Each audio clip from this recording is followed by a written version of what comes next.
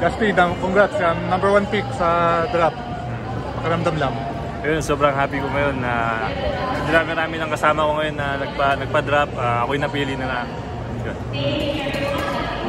Siyempre, may nag-expect na ikaw ang kukunin na may mga discussions pa.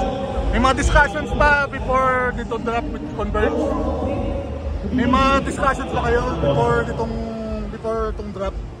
Wala, talagang na-surprise talaga ako na Converge yung mga drop mga kakosa. Ano masasabi mo reunion with Gonzalez? Yun, si Gonzalez, sobrang happy ako kasi 2 years ko nakasama si Gonzalez sa UAP. And then nakapag-champion kami ng isa. So alam ko na yung mga sistema ni Gonzalez. So excited na naman ako na makasama sa ulit. Pero ang kasama na malaking tao din si Justin Arana. Ano masasabi mo building that front line with him? Ayun na. Sobrang saya ko na makakapi ulit si Justin kasi nakakalaban ko lang dati sa USTN sa college.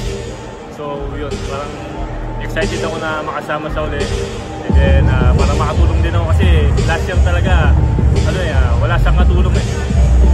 Yun.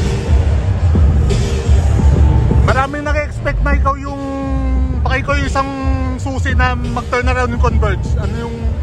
Paano yung expectation na yun? Yun lang siguro, wag muna ako masyado magpa-pressure and then gagampanan ko na yung role ko as a big man. Hindi kung ano yung may tutulong ko sa team. Yun lang.